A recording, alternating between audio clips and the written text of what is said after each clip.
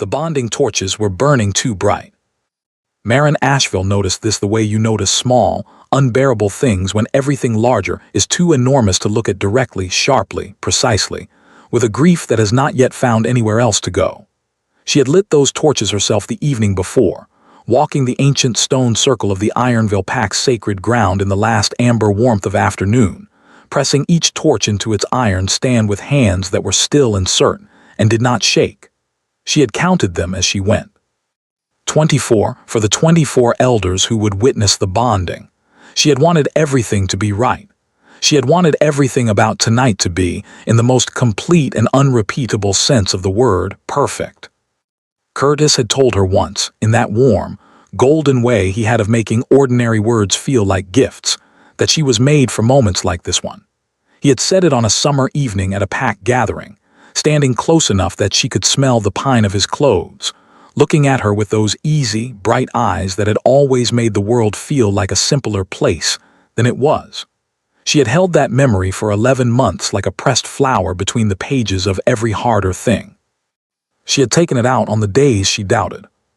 She understood now, standing at the center of the bonding circle in a gown the color of winter cream, her dark hair braided with silver thread and her hands perfectly still at her sides, that some words are offered freely because the person who says them carries no real cost for the offering. The sacred ground of the Ironville Pack sat on a wide plateau above the valley, ringed by pines so old they had stopped growing and begun, instead, to simply endure. 300 pack members filled the outer circle. The elders occupied their carved stone seats. The high families sat in the places of honor to the east. The warrior line stood to the west. Above all of them, a full moon pressed its cold, white, entirely indifferent light down over everything, and the night air carried the smell of pine and frost, and the ceremonial herb smoke that the elders burned to mark a binding before the Moon Mother. 300 people had come to watch Marin Asheville become bonded. 300 people were now watching Marin Asheville stand alone. 55 minutes ago, she had walked the bonding path on her father Godwin's arm, her heart so full she had barely found room for breath inside it. Godwin Asheville was a man who had survived hard harvests and pack wars and the slow, grinding dignity of raising 3 daughters on a head warrior's wage, and he had never once done it without holding himself straight. But that evening, looking at Marin in her bonding gown at the top of the path, something had moved through his face that he had pressed back before it could reach his eyes, and she had looked away from it, because acknowledging it would have undone them both, and she had spent 40 minutes on her hair. 40 minutes ago, her mother Elara had whispered across the empty space beside Marin that the northern roads were unreliable this time of year, and Curtis was simply delayed, and everything would resolve itself any moment now. 20 minutes ago, her mother had stopped whispering. Now no one was saying anything to Marin at all, and the whispers from the outer circle had grown past the point where they could honestly be called whispers. He was seen at the Grafen border 2 nights ago, 2 nights. Did you hear about the Orvan girl arriving this morning? The Orvan girl.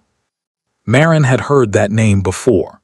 She had chosen not to hear it, had filed it carefully in the part of herself where she kept the things she was not yet ready to examine, and had kept walking toward this evening with the stubborn, wholehearted faith of someone who had decided that love was not a thing you held provisionally. She fixed her gaze on the runestone at the circle's center, a flat slab of granite worn smooth by 1,000 years of genuine promises, its surface carved with the Moon Mother's old language, its edges worn soft by weather and time, and the accumulated weight of every hand that had ever pressed against it and meant what they said. She breathed in through her nose and out through her mouth. She kept her chin exactly where it had been. She had spent her entire life being underestimated in rooms like this one. The warrior's daughter, pretty enough, kind enough, but not quite what a Caldwell Voss, she reminded herself. This was not the same story, not quite what Curtis Voss should be reaching for when he could have the high families lining up for his consideration.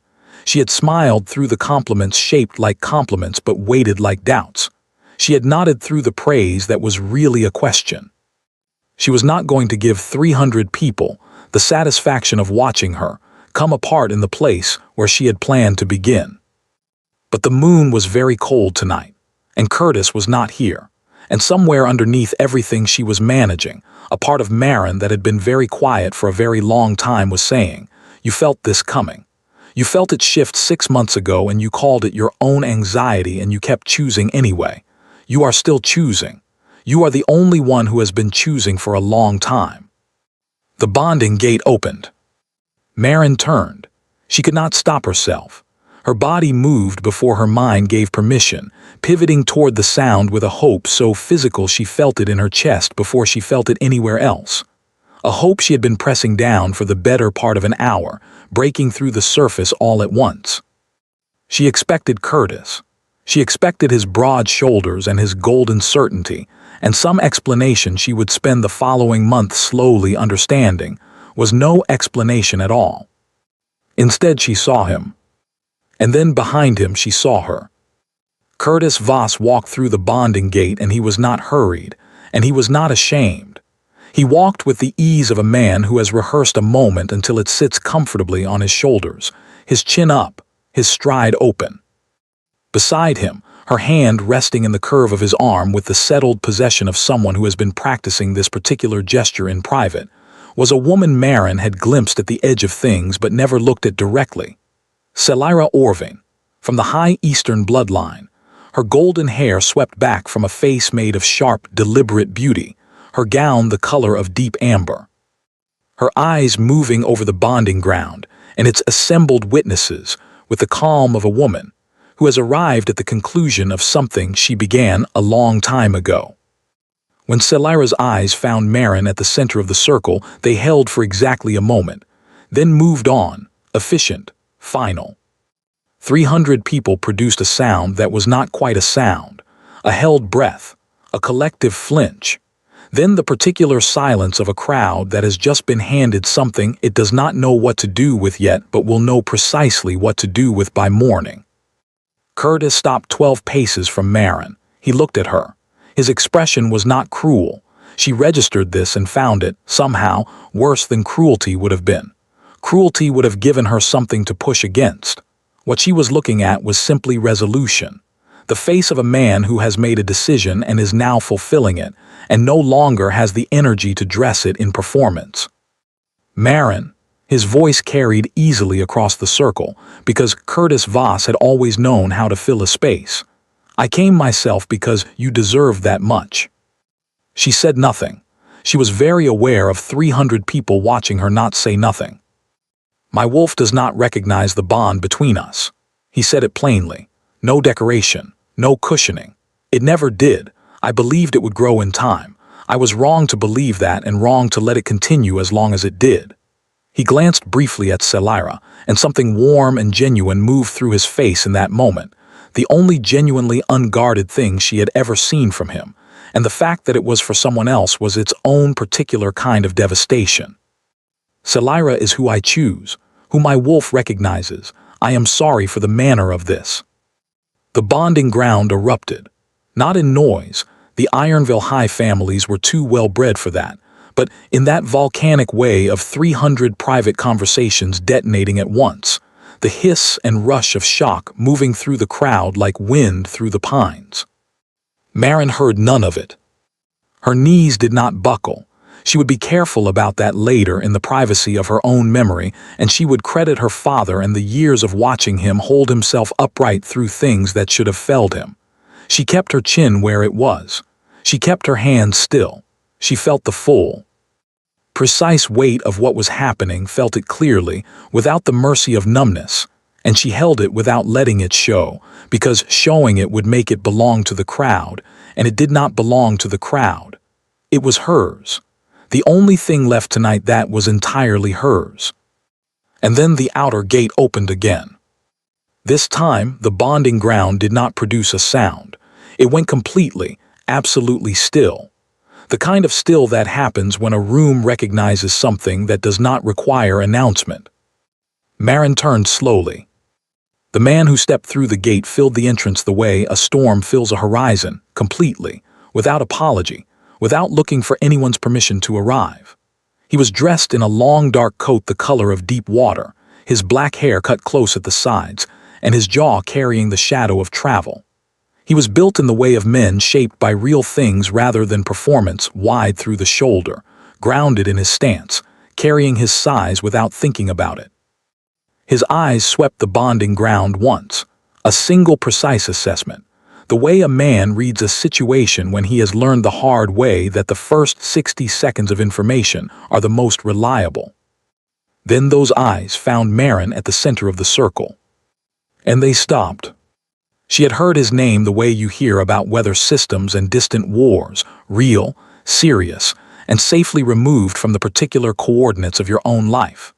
Cale Dravenmore, the rogue alpha king of the North, the man who had dissolved 3 packs and built something entirely his own in the deep highland territories beyond the Thornwall Ridge. The man the High Council had been trying to formally contain for 7 years, without success, because formal containment requires cooperation, and Cale Dravenmore had not, by all available evidence, ever cooperated with anything in his life.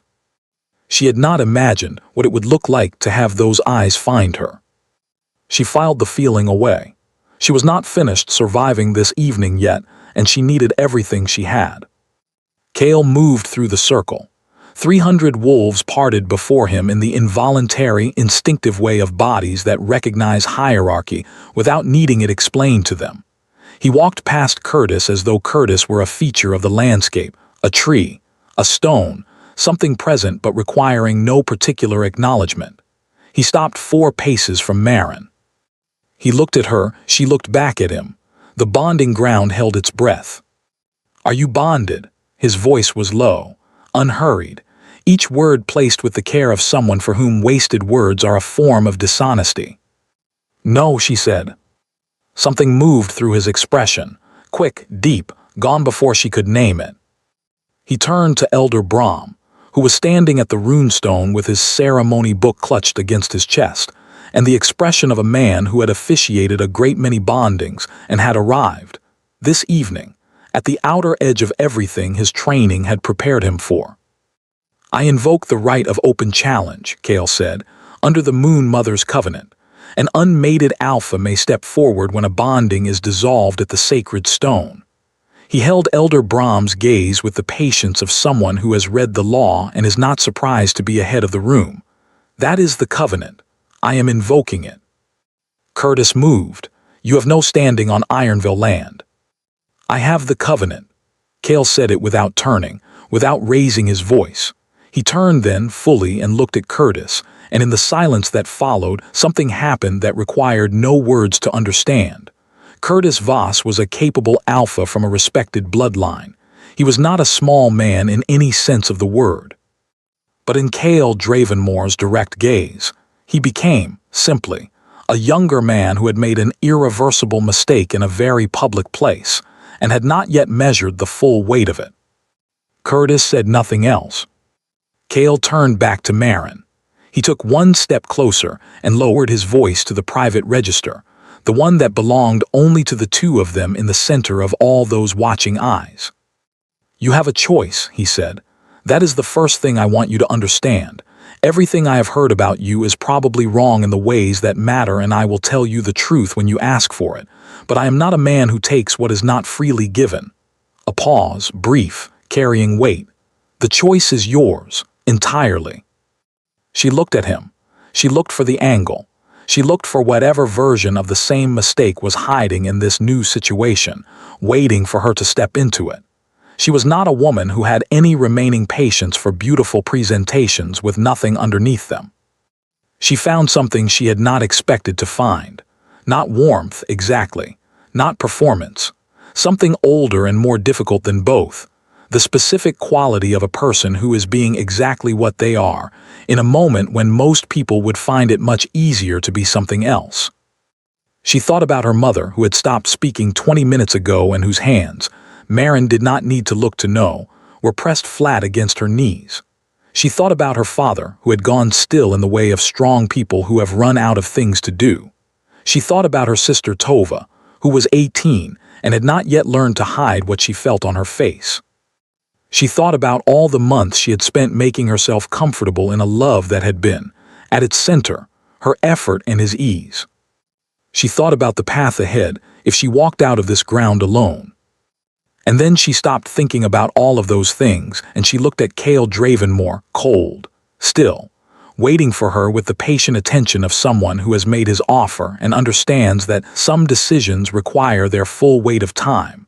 And she made the decision that was, in the deepest and most honest part of her, the only one that felt true. Yes, Marin said. She said it clearly. She looked at him directly when she said it, because she was Marin Asheville and she had never done a consequential thing in her life without looking at it with both eyes open. Something moved through Cale's expression, that same quick, deep thing she had glimpsed before, too real to be performance, too fast to fully catch. Then he nodded once and turned to Elder Brahm. "We proceed," he said. And Elder Brahm, gathering 40 years of professional composure around himself like a cloak, opened his book. And they did. The ceremony that followed lived in Marin's memory afterward as something fractured and strangely luminous. The way memories do when your mind is so overwhelmed it can only capture pieces rather than the whole. Elder Brahm's voice, finding its footing after the first faltering sentences. The smoke rising from the elder's fire.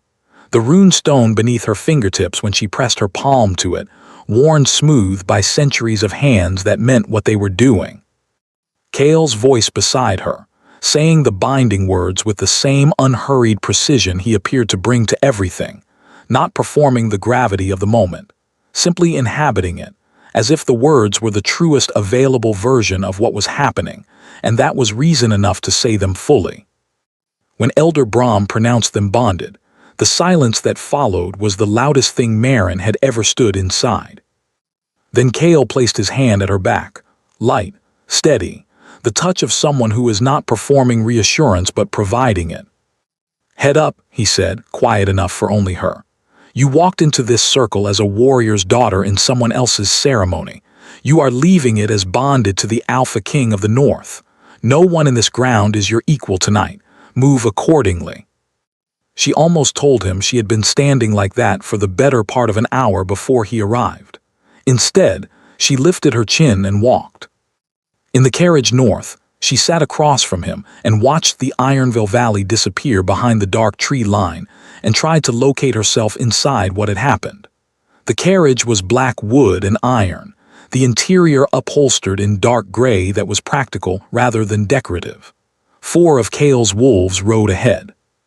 The road was long and the night was cold, and the silence between two people who have just made an enormous decision together and have not yet found the language for it is a particular and very specific kind of quiet. She was the one who broke it. "Tell me something true," she said. He turned from the window. He looked at her with those dark eyes that took in more than they gave back, and he considered the request with the seriousness it deserved. "I don't make promises I don't intend to keep," he said. "That is the truest thing I can offer you tonight, because you have just had a year of promises that cost the person making them nothing. I want you to understand that I am built differently." She looked at him for a long moment. "And what did you promise tonight?" "That I would not leave," he said, simply. "That I would place no demands on you that you have not agreed to, that what is mine becomes ours." A pause, brief and deliberate. I meant every word. The landscape outside had gone from the familiar warmth of Ironville territory to something wider and colder and more exposed, the North making itself known. "You walked into a ceremony you had no announced reason to be part of," she said. "Yes." "And invoked a covenant most wolves haven't read." "I have read it many times." "Why?" He was quiet for long enough that she thought he was choosing not to answer. Then, "Because for a long time I have been watching someone be treated carelessly by a person who did not understand what he had." He looked at her directly, without the careful shield that she had not yet learned to call a shield. "I told myself it was not my concern. I convinced myself of it, convincingly, until the morning it became impossible to maintain that conviction any further." Marin studied his profile in the carriage dark. The sharp line of his jaw, the stillness of his hands, A man who had said something that cost him something, and was now looking back out the window because he had decided that was enough for tonight. She filed it away. She filed everything, carefully and precisely, the way her father had taught her to inventory a situation when you needed both hands free for what came next. When the carriage crested the northern ridge 3 days later, and Thornwall Keep rose from the highland below them, Marin pressed her hand against the cold glass of the carriage window and understood, for the first time, how far she had come from where she had planned to be. Black stone towers reached for a gray sky. Walls built for endurance and, in enduring long enough, arrived at a kind of beauty. Below the keep, a valley river ran quick and clear. Around the keep's outer walls, a settlement moved and breathed, buildings with light in their windows, paths with people on them, a market square with smoke rising from cook fires and the sound of ordinary life drifting up on the cold air. "These are your wolves," she said, not quite a question. "They are their own," he said. "They chose to be here. There is a difference." She looked at the settlement for a long time, then she looked at the man beside her. "I know," she said. Marin had grown up in a 6-room warrior's house, where the walls knew every member of the family by their particular footstep, and the fire in the main room had been burning in the same iron grate for 30 years. She had visited the Voss estate twice during her year with Curtis, and thought it impressive in the way that large, well-appointed things are impressive, at a distance, without requiring anything of you. Thornwall Keep required something of you from the moment you stepped inside. It was not uncomfortable. It was simply honest. The stone floors and the high ceilings and the corridors that held the cold, even in their warmth, said plainly that this place had been built for the serious business of enduring, and that if you intended to live in it, you would need to be equal to what it asked. Marin stood in the entrance hall on the first evening and took inventory, the way she had learned to take inventory before deciding how she felt about a thing. There were portraits on the upper walls, but they were not the portraits of conquerors or celebrated lineages. They were maps, detailed territorial maps of the northern lands, annotated in the same precise handwriting she had not yet learned to recognize as his. Cale's beta Orin met them at the door, a large, broad-shouldered man with dark eyes that missed nothing, and a manner that was professionally composed without being cold.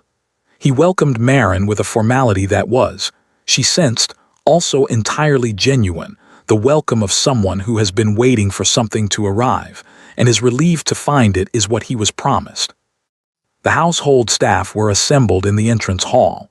A dozen wolves, each introduced by name, each looking at Marin with the careful assessment of people who understand that first impressions in close quarters carry weight that takes months to shift. She returned every name. She would not forget a single one. This was not performance. It was simply who she was. Her rooms were in the eastern tower, a sitting room, a writing desk stocked with fresh paper and good ink, a bedroom with a wide window that looked north over the valley where the river caught the last of each day's light and held it briefly, a fireplace with a fire already burning. Already burning, before she had set foot in the keep, before she had arrived and been shown to any room. She stood in the doorway of the bedroom and looked at the fire. She did not ask about it yet. She simply noted it, the way you note a detail that does not fully resolve itself until it has several others beside it. "These were my mother's rooms," Cale said from behind her. She turned. He was standing in the hallway, his expression controlled, but underneath the control she heard what the words were carrying. What she would only understand fully later, that these rooms had been closed for 23 years, since the afternoon a 12-year-old boy had lost the one person who had known how to reach him, and had not opened them again until the night before she arrived. She would not have minded, he said. Then, before she could respond, he stepped back from the doorway. "Orin will bring you anything you need. I will see you at breakfast." He was gone before she found the words. Teresa, a young woman assigned as Marin's personal attendant, copper-haired and quick-eyed, appeared in his place and showed her around the suite, the desk, the shelves already stocked with books, the bathing chamber with its running water, and then the dressing room where a gown was hanging deep midnight blue, trimmed with silver thread, precisely her measurements, not estimated, not approximated, made for her body specifically, which meant it had been commissioned before she arrived, before she had agreed to anything. Marin stood with her hand resting on the sleeve of the gown, and she thought about the fire already burning when she entered, and the rooms opened after 23 years, and a gown measured for a woman who had not yet said yes. She set the questions aside for the night. She would need them later. The weeks that followed moved at two different paces. Thornwall itself moved at the pace of a working settlement, purposeful, consistent, the managed rhythm of many lives sharing a space with intention. But in the space between Marin and Cale, time moved differently, carefully, the way two people move through new territory when they have the sense to know they are moving through it. Their mornings began at a table in a small breakfast room that felt, she learned later, that this was intentional, like a room one actually inhabited rather than a formal hall one crossed. They sat across from each other over tea and plates of northern bread and preserved fruit, and Cale discussed the estate and the settlement and the decisions that affected the household, and she asked questions that were more direct than polite, and he answered them with a specificity that told her he had not expected to be questioned and had decided, somewhere in the asking, that he was glad for it. Their evenings were longer. She had claimed a chair near the library's eastern window, deep, wool-upholstered, positioned where the fire's light reached exactly right for reading. Cale occupied the desk near the south wall with his correspondence and territorial ledgers, and they shared the room in a quiet that she was surprised, then relieved, then genuinely glad to find was not uncomfortable. The silence between them was not the silence of two people with nothing to say. It was the silence of two people who had both spent considerable time alone and had found, unexpectedly, that this particular version of not being alone did not require them to fill it. She admitted to herself in the honest dark of her own room at night, finding him interesting. Not in the way she had found Curtis interesting, that had been immediate and surface bright and easy to walk toward because easy things are always easy to walk toward. This was different. This was the kind of interest that builds the way stars build in an evening sky. One, and then another, and then more than you had realized were there, until the dark is full of them and you cannot understand how you thought it was empty. The book appeared on her writing desk on the 11th day. She noticed it the way you notice something that has no obvious explanation, with a slight pause before you reach for it. A pause that is really your mind deciding how much it wants to know.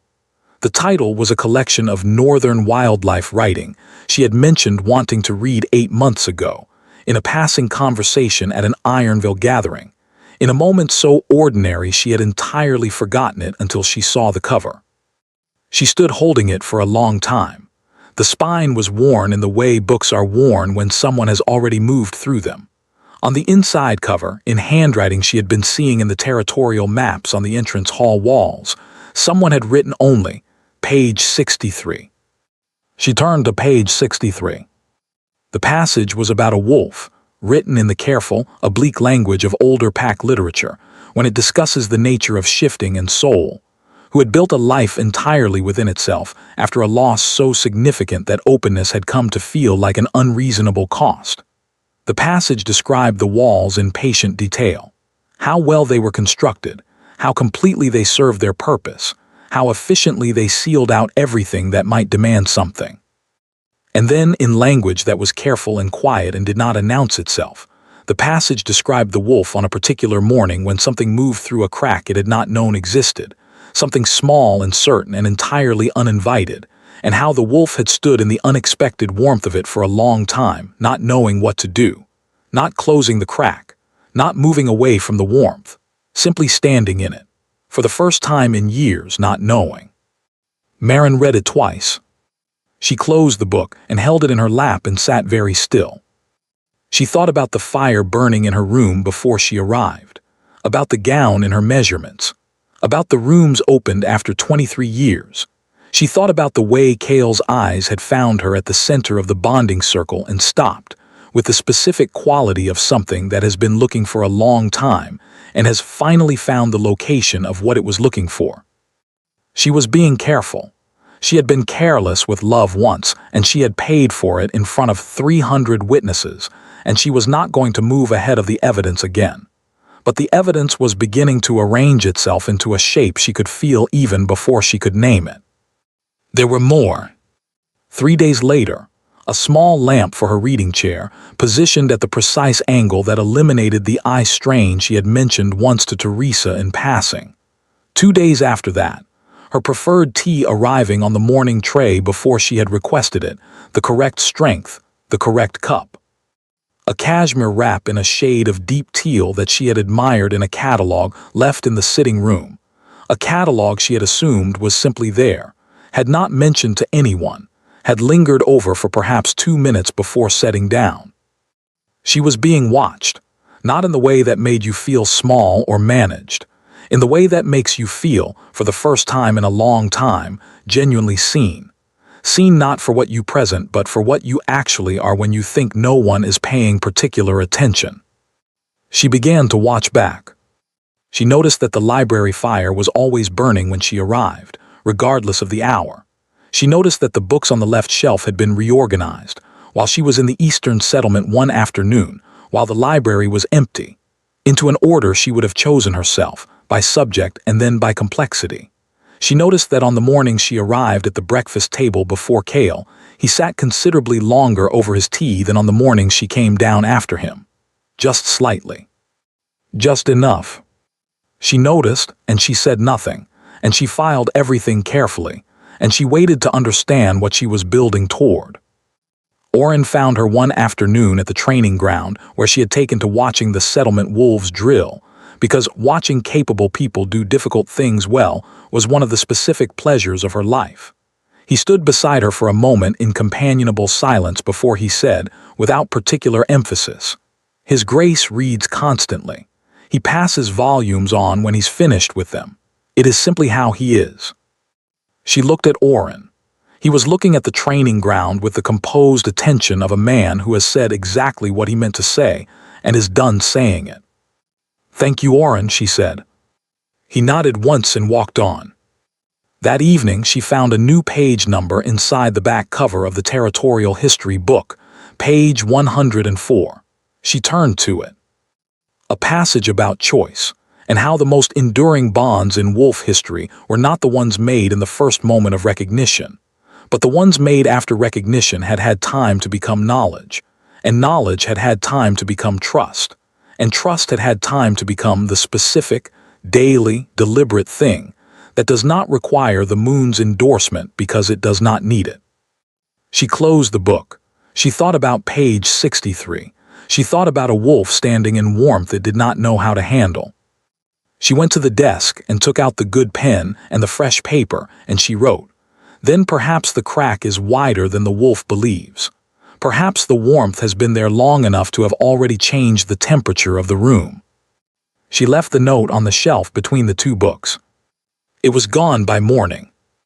Vera Dravenmore was 84 years old, and she had the particular authority of someone who has outlasted every person who ever doubted her, and has decided not to be gracious about it. She occupied the North Tower's top rooms with the settled permanence of someone who had claimed that space decades ago and expected the building to accommodate her, rather than the other way around. Her walls held the pressed flowers and carved bonework of the old wolf traditions, the kind of objects that are not decorative but functional, kept because they had meaning in the deep language of the pack, before packs started confusing meaning with display. Her fire was always too hot. Her tea would strip the finish from wood. She sent for Marin on a Wednesday morning. The note was delivered by a young settlement wolf who had clearly been told to present it as a request and had clearly understood it was nothing of the kind. Marin went. Vera sat in a high-backed chair beside her fire, her white hair braided back with the careful architecture of someone who considers appearance a form of respect rather than vanity. Her eyes were gray, the same gray as Cale's. Marin registered immediately and precisely, and they fixed on Marin from the moment she crossed the threshold and did not look elsewhere. No welcome, no pleasantries. Sit down and give me the true version, not the version you give when someone is watching. Marin sat. She considered the polished version. She left it where it was. I came from a ceremony that ended in the worst possible way, she said. I had loved someone who loved the convenience of me more than he loved the reality of me, and I had understood this somewhere underneath the surface of myself for longer than I had admitted. I was standing at a bonding stone when the whole arrangement came apart publicly, in front of everyone I know. She held Vera's gaze steadily. And then your grandson walked through a gate I was not expecting him to walk through. And I said yes to him for reasons I am still examining honestly, which is the only way I know how to examine things. Vera studied her for a long, unhurried moment. And now, she said. Marin thought about page 63, about the fire burning in the right rooms, about a man who expressed himself in page numbers and precise lamp angles because the direct version of what he was carrying was still learning how to leave his mouth. Now, she said, I think I am beginning to understand what I said yes to, and it is considerably more interesting than I expected. Vera made a sound that was not quite approval but was in its vicinity. My grandson was 6 years old when his mother died, she said.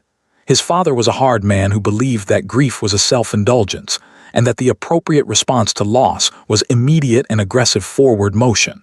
Cale learned before he was old enough to have the language for it that the cost of being visible, truly visible, the way his mother had made him comfortable being, was higher than he was willing to keep paying. He built his world inward, made it very large in there. Everything outside it he held at exactly the distance required to keep it from costing him anything. She looked at her hands, then back at Marin.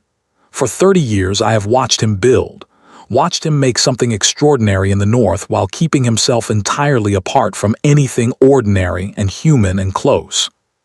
In 30 years, I have not once watched Cale Dravenmore move towards something he wanted without a reason he could justify to himself, and everyone else on practical grounds.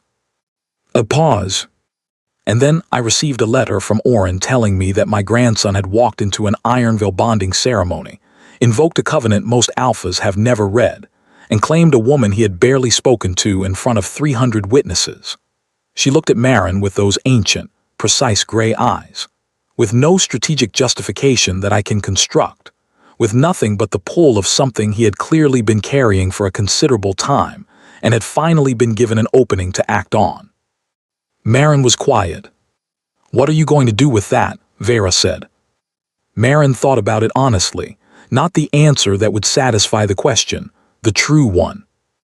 I am going to ask him to trust me with it, she said, and I am going to trust him in return, and we are going to take it at whatever pace is honest, not the pace that looks correct from the outside. She met Vera's eyes. Because I have already tried the pace that looks correct from the outside, I know what it costs. Vera regarded her for 3 full seconds. Then the corner of her mouth moved, not quite a smile, but the motion in the direction of one. From a woman who appeared to have a restricted quota of those, it was significant. He chose more wisely than he knows, she said. Welcome to this family. I reserve judgment until it is earned. Do not take it personally. Marin walked back to her tower feeling, for the first time since the bonding ground, that she understood the shape of what she had walked into. That it was, in all its strangeness and difficulty and ongoing uncertainty, a place she might be fully equal to. That evening Cale walked her to her tower door. He had started doing this 12 days ago without explanation or announcement. It added 30 steps to his own path. He had never once made anything of it. He paused at her door.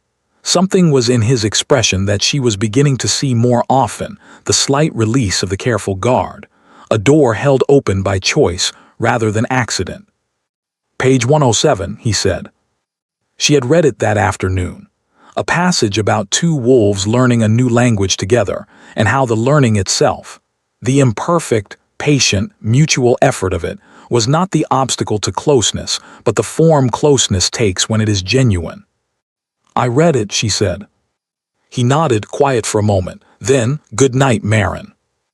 It was the first time he had used only her first name. She felt the weight of the small thing, the specific and significant weight of it, and she let it be exactly as good as it was. It was a Tuesday evening. ordinary in every external way, when Cale set down his pen and said the thing he had been carrying alone for a long time. Marin had come to the library later than usual. She had spent the afternoon writing to her family, her mother's anxious, careful letters, her sister Tova's bright and trusting ones, her father's brief, direct dispatches that said more in 4 lines than most people managed in 4 pages. She had sat with Tova's most recent letter longer than she meant to. It was full of questions she did not entirely have answers to yet, asked with the open faith of a younger sister, who has always believed her elder knows what she is doing. Marin had felt the particular emotion of being trusted with a confidence you are still in the process of earning. The library fire was burning low when she arrived, which meant Cale had been there for hours. He was in his usual chair, a ledger open on one knee and a pen in his hand that had stopped moving some time ago. He looked up when she came in. He did not reach for his usual composed expression. He simply set the ledger aside and said, without preface, "I have been hoping you would come tonight." She stopped walking. She looked at him.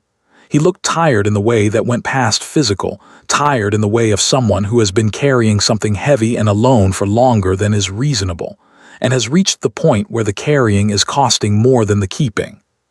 She sat in her chair. She waited. "I owe you a real explanation," he said. "Not the practical version, the true one. You don't owe me anything you're not ready to give." "I am ready." The words were deliberate. "I am past ready.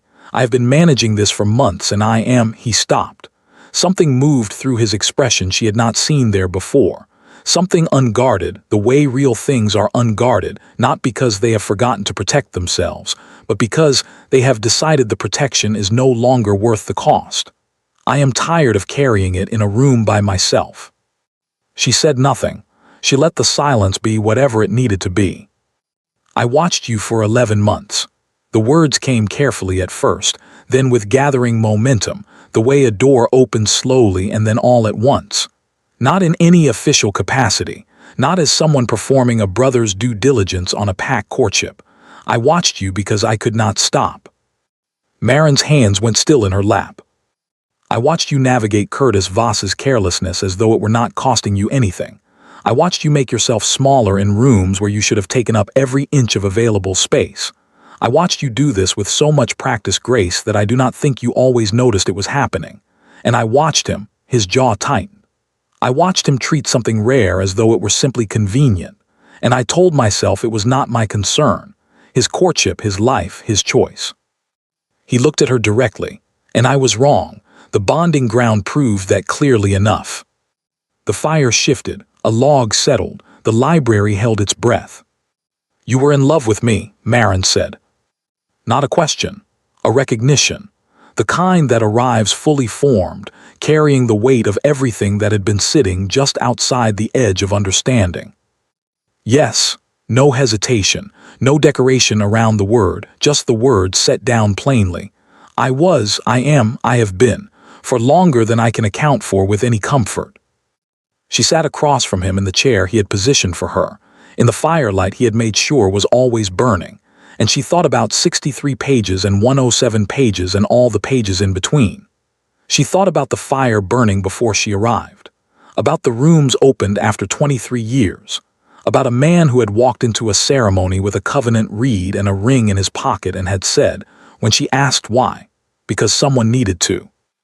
She thought about all the months he had sat at this same desk, looking at his ledgers, while the thing he was actually carrying had no place to go. "You are terrible at saying this out loud," she said. And something happened to Cale Dravenmore's face that she had not seen there before, something that had been behind the walls for so long that it had to find a new way of moving. The muscles around his mouth shifted. His eyes changed. He was, unmistakably, almost smiling, and the almost of it was more affecting than the full thing would have been, because it was clearly not something he had done recently, and the effort of it was visible and entirely real. "I am aware," he said. "I have had no practice." "I know." She shifted forward in her chair, closed half the distance between them. She watched him go very still, the specific stillness of someone who does not know what is coming and has decided not to retreat from it. I know these walls have been here a long time, and that they were built for reasons that were real, and that they served you. I know asking you to come down from them is asking something significant."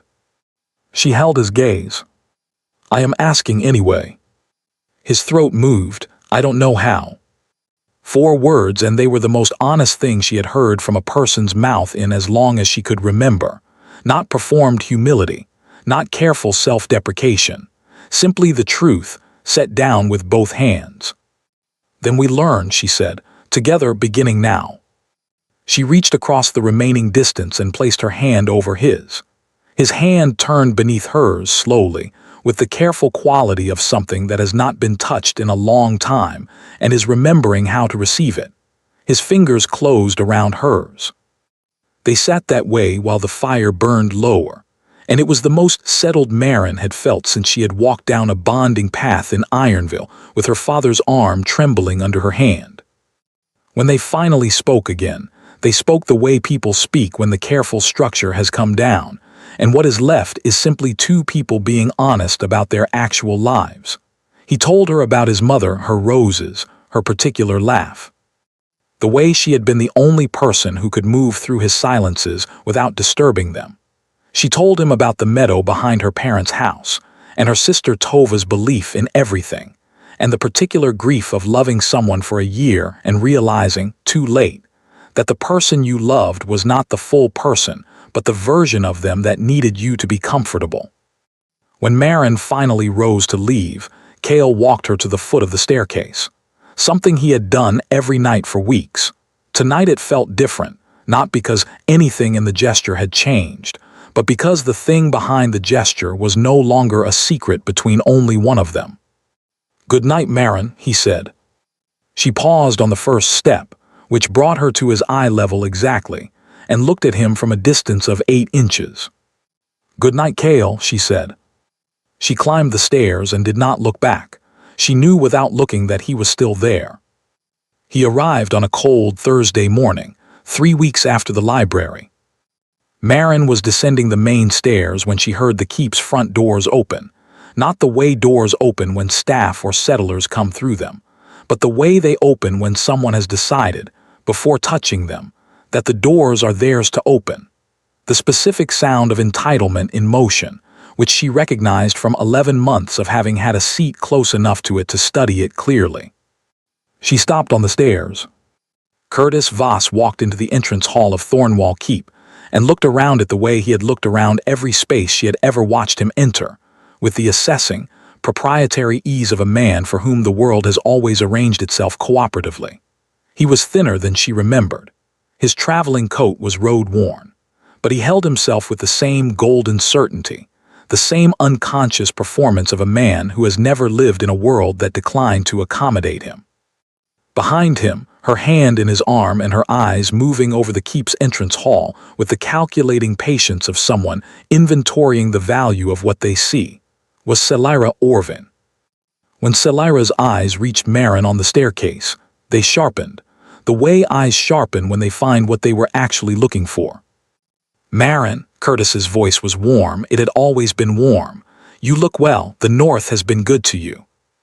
She came down the rest of the stairs. She did not hurry. She stood in the entrance hall and she looked at Curtis Voss with the complete, clear-eyed vision of a woman who has had weeks of honest quiet to understand exactly what she had been looking at for a year. "You were not invited," she said.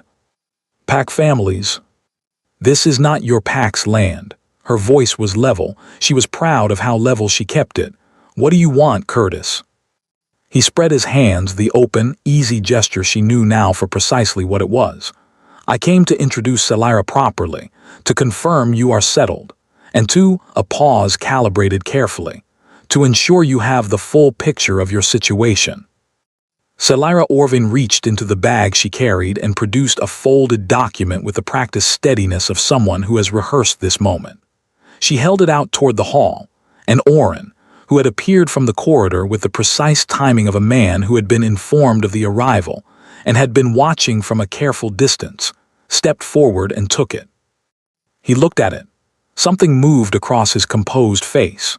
He brought it to the doorway of the main corridor, where Cale had just appeared unhurried, as he always was, carrying the particular quality of someone who has assessed the situation already and is now addressing it at the pace he considers appropriate. Cale took the document, read it. His expression did not change, but his hands, holding the paper, went entirely still. "The Ironville Succession Compact," Selira said pleasantly. Her voice was smooth and precise, the voice of someone who has been practicing a speech and is delivering it now exactly as prepared. "The clause requiring the Alpha King to complete a formal bonding before his 40th year, or forfeit the title to a High Council challenge proceeding." She looked at Marin with the composed certainty of someone pulling the last piece into a puzzle they have been assembling for a long time. "I mention it because you deserve to understand your position fully. Your husband had reasons, Your Grace. Legal reasons. Practical reasons. The kind a man has when he needs a solution quickly, and one happens to be standing at the right altar at the right moment." The entrance hall was completely, absolutely still. Marin looked at Cale. He was looking at the document. He had not looked up. Her voice, when she found it, was entirely steady. She would not understand until later how she managed that. "Is this true?" He looked up. She read his face. She read it the way she had been learning to read it, not for the surface expression, which was governed, but for what moved underneath it. And what she read there answered the question before his mouth opened. "There is a compact," he said. "Yes, and a deadline." The floor did not move, but something in her chest did, something that had been building for weeks, carefully and without her full permission, tilting now in the way of a structure that has taken a blow in exactly the wrong place. She looked at him for one more moment. Then she looked at Curtis, whose expression held something she did not expect, not triumph, but something that looked uncomfortably close to guilt. Then she looked at Selira, whose expression held exactly what she expected, which was nothing at all. "Excuse me," Marin said. She turned and walked up the stairs. Her feet were steady. Her hands were steady. She entered her rooms and she turned the key in the lock, and then she sat on the edge of the bed and she let herself feel the full and unmanaged weight of what had just happened. She sat with it for a long time. The fire burning when she arrived, the gown in her measurements. The rooms opened after 23 years, page 63. All of it refracted now through a different lens, or possibly through the correct lens, the one she had been too warmed by small kindnesses to reach for. She was a woman who had learned what it cost to mistake a careful arrangement for a genuine feeling. She had paid that particular tuition in front of 300 people. She was not going to find herself paying it again. She did not go to dinner. The tray left outside her door came back untouched. At 9, she heard his knock. She did not answer. At 11 again. At midnight she heard him outside her door, and then she heard something she had not heard in all the weeks of living in Thornwall's corridors, a version of Cale's voice that was not its usual controlled precision, something stripped of a layer, something that had been carefully covered and was now, in the dark corridor outside a locked door, briefly and quietly not. "Marin," he said. Only her name, through the closed door, quiet enough that it was only for her. She closed her eyes. She pressed both hands flat on the quilt beneath her. She did not answer, but she did not sleep for a long time afterward. 3 days. 3 days of trays returned uneaten, and Teresa's worried face appearing, and then respectfully retreating, and the keep moving on around her while Marin sat in the middle of it, turning the same question over and over in the quiet of her chambers, the way you turn a stone looking for the seam. She was not, by nature, someone who collapsed into despair easily. She had grown up in a house where love was abundant and money was not, where difficulty was the condition and not the exception, and she had learned early that prolonged self-pity costs more than it returns. She was practical. She was clear-eyed. She was, when it was required of her, ruthlessly honest with herself about what she was actually looking at versus what she wanted to see. And here is what the ruthlessly honest version of Marin Asheville admitted to herself in those 3 days. A gown commissioned in her precise measurements before she arrived was not a response to circumstances. It was a plan. A maid assigned before the bonding had been dissolved, Before Kale had any confirmed reason to bring anyone home, that was not improvisation. Rooms sealed for 23 years, opened and prepared before she existed in any official sense to this household. That was not convenience. A man managing a legal solution to a deadline does not open his dead mother's rooms for the solution. A man managing a convenience does not annotate books for a woman he barely knows and leave them with page numbers that say things he cannot yet say aloud. A man managing a deadline does not walk to the foot of the stairs every single night to say good night, because it gives him 30 additional seconds in her direction. She sat with both versions. She turned them over. She was a warrior's daughter, and she had been trained not to mistake the map for the territory, not to confuse what you hoped for with what the evidence actually showed. And the evidence, examined honestly, pointed in only one direction, which did not, by itself, explain why he had not told her about the compact from the beginning. She was still sitting with that question when the letter appeared. It arrived on the evening of the third day, sliding under her door with the quiet certainty of something that had been written and rewritten, and finally committed to, and sent before the writer could reconsider. She saw it from the bed. She looked at it for a long time before she crossed the room. She recognized the handwriting. She sat at the edge of the bed, in the light of the fire that had been burning in her room every evening since she arrived, and she opened it. Marin, Selira told you the truth about the compact. I will not deny any part of it, and I will not ask you to set it aside, because you are not a person who finds peace in comfortable untruths, and you should not lower that standard now, certainly not on my account. Here is what Selira does not know, because knowing it would not serve what she came here to accomplish. My 40th year begins in 5 months.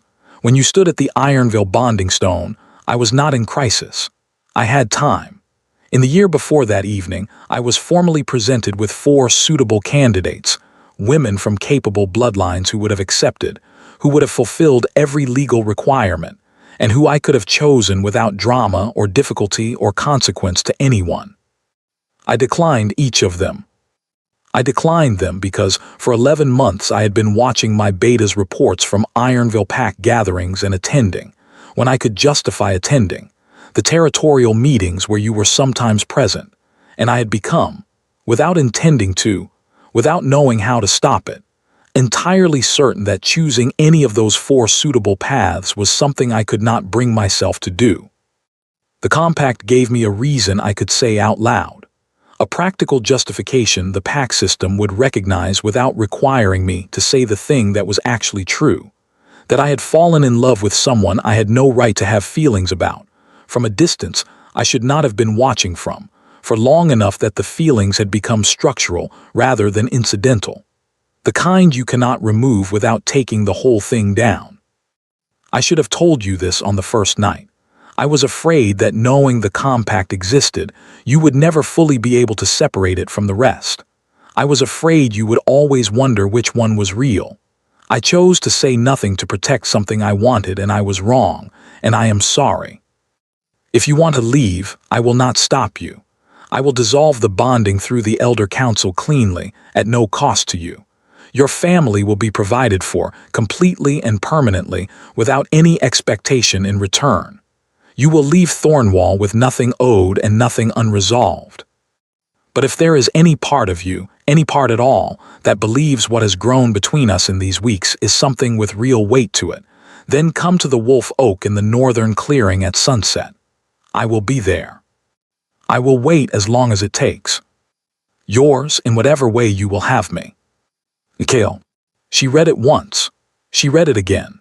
Then she set it in her lap and looked at the window where the late afternoon light was pressing through the glass in a long, tired bar of gold. The same light that came through that window every afternoon, that she had learned the exact quality of over these weeks, that had stopped being a new thing and had become simply her window, her afternoon, her light. She thought about 4 declined matches, not because the choices were wrong, but because the right one wasn't among them. She thought about a man who had read a covenant so many times, he could invoke it by memory in a crowded bonding ground in the middle of someone else's ceremony. and who had been carrying the reason for that preparation for 11 months in a place where it had no practical exit. She thought about page 63, about a wolf standing in unexpected warmth through a crack it had not known existed, not closing the crack, not moving away from the warmth, simply standing in it. She thought with the specific clarity of someone who has been examining something honestly for 3 days and has finally found the seam, about her father. About the letter that had arrived 2 weeks ago, in Godwin's direct, unhurried hand. About the 4 lines at the bottom that she had read and reread, and not yet placed in the full shape of what they meant. I met him once, 3 months before the bonding, Northern Border meeting, PAC representatives and Thornwall delegation. We spoke for an hour about the Eastern Territories and the old laws. I came home and told your mother I had met the most honest man in 30 years of PAC politics. Do what your heart tells you, Marin. It always has better information than the rest of you. She sat with the full shape of it. Then she stood up. She went to the dressing room and put on her warmest coat, dark green, the color of the pines on the ridge. She found Teresa in the sitting room and asked her, without preamble, where the northern clearing was. Teresa, who had been waiting in a state of barely managed anxiety for 3 days, looked at her with the expression of someone whose own relief is too large to conceal professionally. 10 minutes up the eastern path, she said. You cannot miss the oak. It is the oldest thing on the highland. She could not miss it. It was enormous, the oldest tree on Thornwall's land, wide as 3 wolves with arms linked, its bark the deep charcoal of wood that has been standing longer than any current memory, its bare branches extending against the darkening sky as if holding the whole of the evening open. Cale was standing beneath it. He stood with his hands at his sides and his coat dark against the gray of the dusk, and he had been there long enough that the cold had worked its way through the wool and found him. He was not looking at anything in particular. He was simply standing, the way he stood when he had said everything that was his to say, and had given what came next to someone else entirely. He turned when he heard her footsteps on the frost-hard grass. The look that moved through his face in that moment was not something she had words for yet. It was not the composed expression he carried through the keep. It was not the controlled bearing of an alpha managing a difficult situation. It was just Cale, all the stone and the silence and the 30 years of careful architecture, simply looking at her, with everything that had been living behind the walls finally, fully present on the surface of him. She walked until she stood directly in front of him. She took both of his hands in hers. They were very cold. He had been here a long time. "I'm still angry," she said. "I know. You should have told me from the beginning." "Yes. It would have been frightening and strange, and I would have questioned every single gesture you made for months." She looked at his hands in hers. The grip he gave back was careful, not tight, not possessive, but steady, the way he did everything that mattered. "But you should have trusted me with the truth and tried." "You are right, and I chose silence when I should have chosen honesty, and I will not ask you to pretend that didn't happen." She looked up at him. "My father met you 3 months before the bonding." Something moved through his expression, real and quiet. "He gave you his blessing," she said, "before any of it, before the ceremony, before Curtis failed to appear, before you walked through the gate." She held his gaze. "He came home from that meeting and told my mother you were the most honest man he had encountered in 30 years. And then he walked me down the bonding path and shook without letting me see it and trusted that whatever happened next was going to be what I needed, because he had already met the person who was going to be part of it." Cale was very still. "He let me choose it myself," Marin said, "because he knew if I had been told I would have spent the whole evening trying to understand whose plan I was living inside." She looked at him steadily. "He was right. I needed to choose it myself. And I am choosing it now, Cale, with every piece of information I have, with both eyes fully open." The last light pressed through the wolf oak's branches in long, thin bars. The first snow of the season was beginning, barely there, the kind that falls in the first weeks of winter as if it isn't entirely certain the world is ready for it yet. "No more silence between us," she said. "Not the kind that keeps things in. If something is large and you don't have the words for it yet, tell me that. We will find the words together, but no more distance. Not between us. Not ever. Yes, his voice was not its usual precise self. It was lower and slightly rough at the edges and entirely real. Yes, I will try. I am not fluent in saying the large things. I have spent most of my life making them smaller so they would fit behind the walls. He looked at her with those gray eyes, open in a way she had never seen them, in a way that took the breath from her for a moment because of the sheer depth of what was looking back. But I want to learn, with you, beginning tonight. She stepped forward, and he wrapped his arms around her, and she felt him exhale, a long, complete breath. The breath of someone who has been holding something for longer than is reasonable and has finally set it down somewhere safe. The snow fell on the wolf oak. The evening settled over the Thornwall Valley. "There is something else," she said into his shoulder. "Tell me." She lifted her face to look at him. "Page 63, she said, the wolf standing in the warmth through the crack. He waited. I read further. She held his gaze. The next chapter. The wolf doesn't stay in the crack forever. It eventually understands that the warmth isn't dangerous, that it's simply unfamiliar. And that unfamiliar, given time and honesty and the willingness to stay, becomes home. She watched the word land in him. She watched it find the specific place it was meant to find. "I would like," she said quietly, "to be your home." He pressed his lips to her forehead, then her cheek. Then, softly and without any of the held-back quality that had characterized everything between them for weeks, her mouth. And the snow fell without urgency, and the wolf oak stood above them unchanged and enduring, and the Thornwall Valley held them both without requiring anything of them except that they stay. Spring arrived the way it arrives in the high north, slowly, and then all at once, and then as though it had always been there, and the winter was the thing that had required explanation. The wolf oak put out its first leaves in late April. Small, bright, specific. The river in the valley ran high and fast with the melt from the ridge, and the settlement paths rang with the sound of pups who had been kept inside for months, and were now making a thorough and enthusiastic claim on every surface the season had uncovered. The rose beds behind the keep's east wall, Cale's mother's roses, Marin had learned, tended now by the keep's groundskeeper with the particular care of someone maintaining a memory, began their slow return in the first week of May, first the faintest green at the tip of each stem, and then, as the weeks moved, something beginning that looked like intention. Marin stood at her tower window on a morning in early spring and watched the valley change, and she thought about all the different versions of herself that had arrived at various thresholds over the past 7 months, and how each of them had been, in some essential way, the same woman at a different level of honesty with herself, about what she was capable of and what she needed. She had learned Thornwall's rhythms the way she had learned its master, imperfectly at first, then with growing confidence, then with the ease that arrives when something external has finally matched something internal, and the effort of navigation has been replaced by something that is simply life. She knew the way the eastern hall smelled before a storm. She knew which wolves in the settlement brought their disputes to Orin first and which came directly to Cale, and what the difference said about them. She knew Vera's moods by the temperature of her sitting room fire. She knew Cale. Not completely.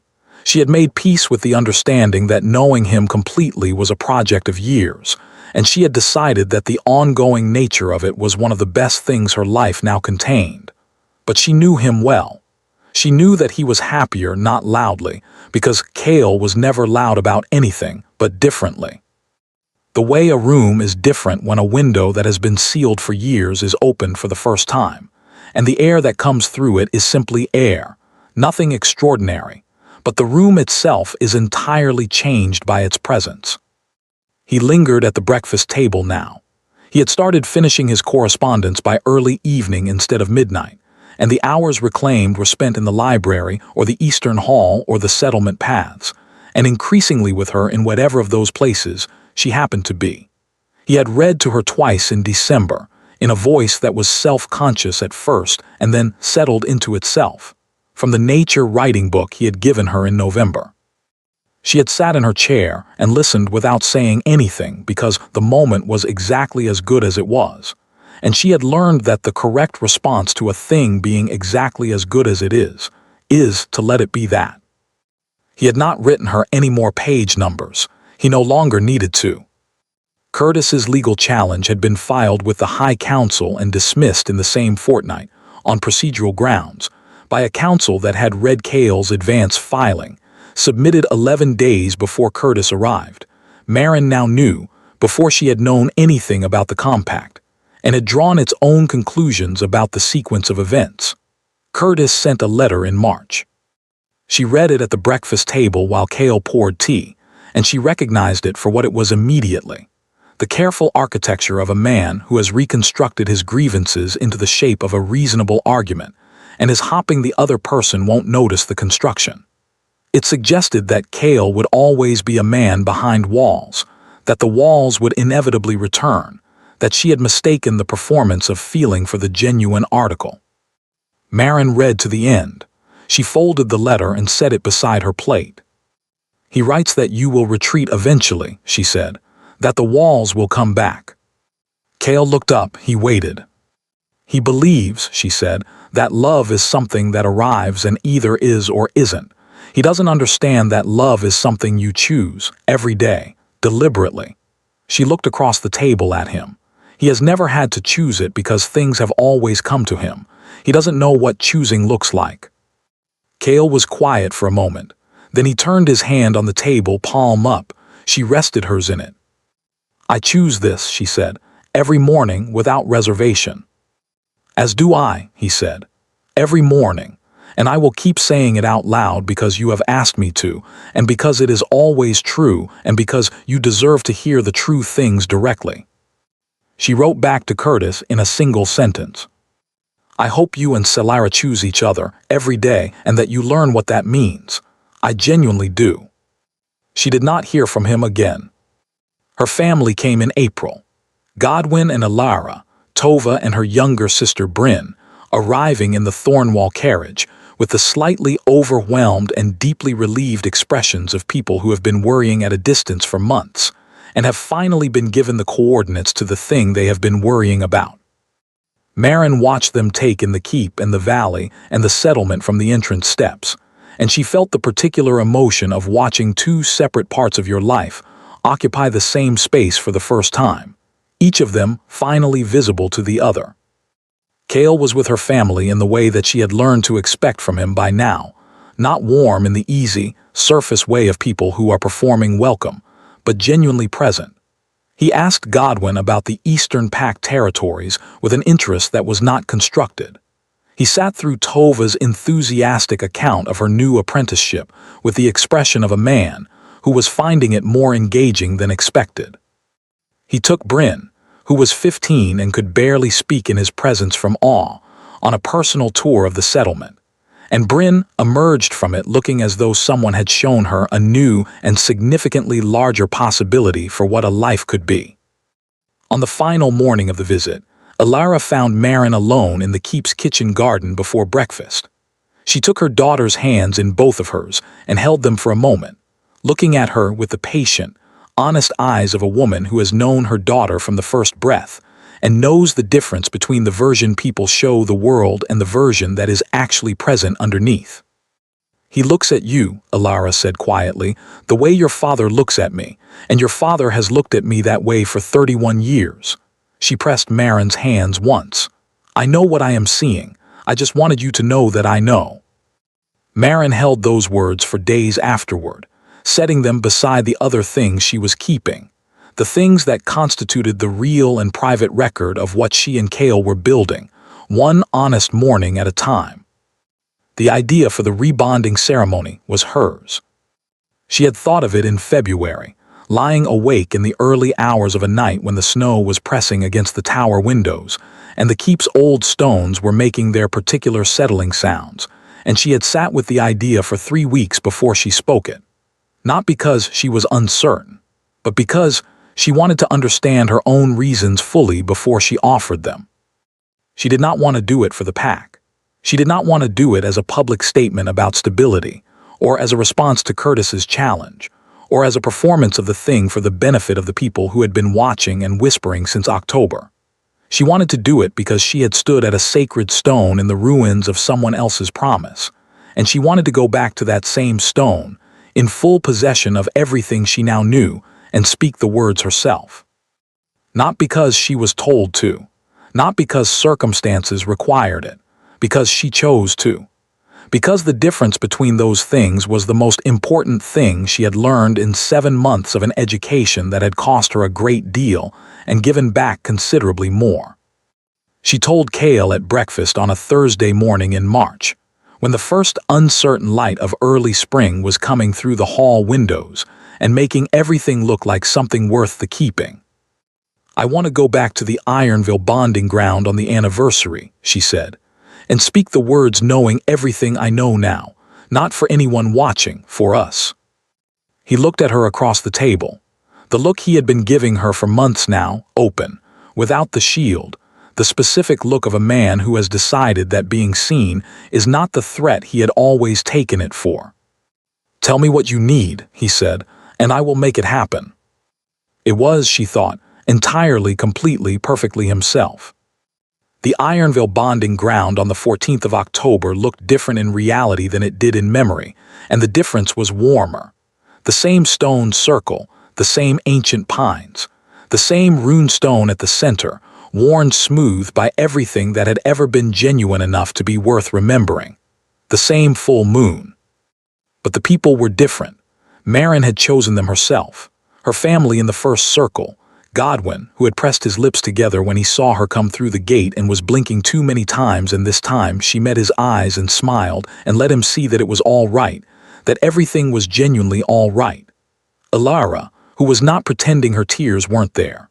Tova, who had given up entirely on managing her face and was not sorry. Oren stood to the left with the composed luminosity of a man experiencing something he is deeply glad of, and has decided not to suppress on professional grounds tonight.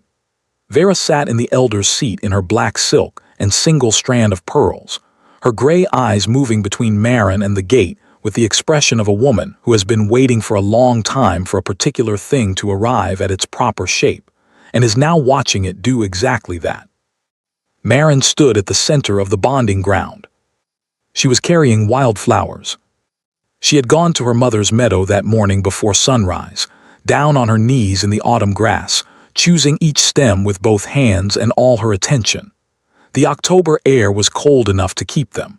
She had carried them carefully, the whole long journey north, and they were unhurried and bright and entirely, completely alive. She noticed this, the way you notice the correction of something that has been waiting to be corrected. The bonding gate opened. Cale walked through it. He was wearing dark gray, not the full black of the night he had walked into her life, but gray, the gray of northern sky in winter, the gray of old stone and his own eyes when the light was on them at the right angle. He moved through the pine-ringed circle with his quiet, certain bearing, and she could see from the distance between them that something was different.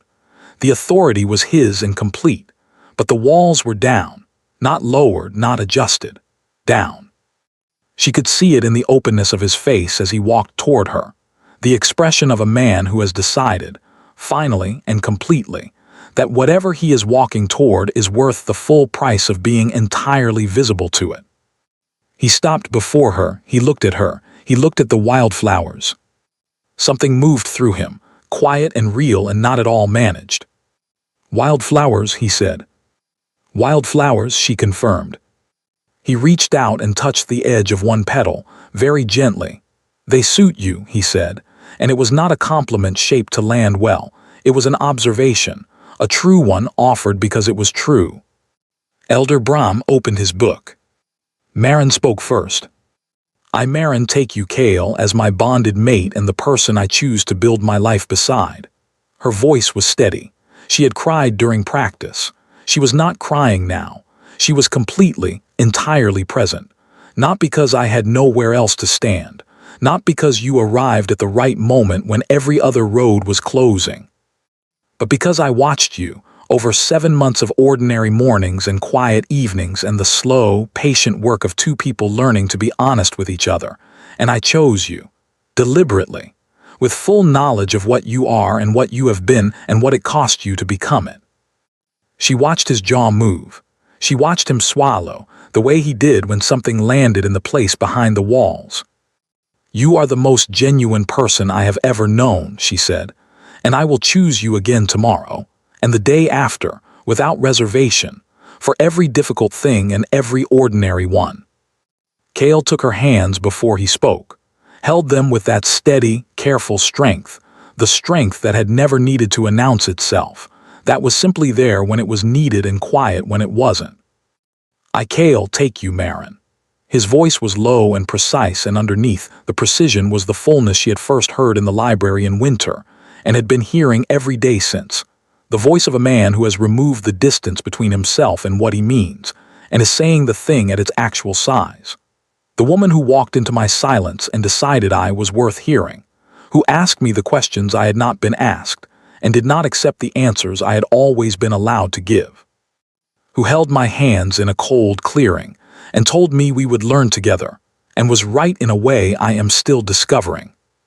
He looked at her and his gray eyes were completely open, the openness she had first seen in glimpses, then more frequently, then as the steady condition of how he looked at her now. The walls not absent, they would always be part of him, part of what he was, but the door in them open, wide, all the warmth that had been burning alone in there, finding its way out. "I have been building things alone for a very long time," he said. "I have been very good at it and I do not regret most of it, but the best thing I have ever built is this, what we have made together in these months, what we are still making." He paused, and his grip on her hands was the grip of someone who has finally found what they did not know they were building toward. "You are my home, Marin, not the keep, not the title or the territory. You. I will say it out loud for the rest of my life. Starting now." Elder Brahm pronounced them bonded, his voice carrying the particular warmth of a man completing something that should always have been exactly this.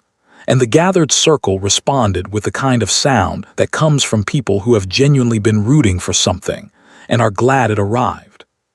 Cale kissed her fully, without the careful held-back quality of their early weeks, without any of the armor.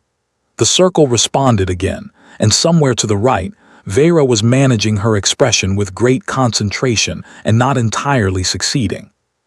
Later, in the keep's rose garden, with the October light going gold over the gray stone walls and Alois Dravenmore's roses in their last beautiful fullness before the cold came back, Marin leaned against Cale's shoulder and let herself simply be inside the moment without examining it.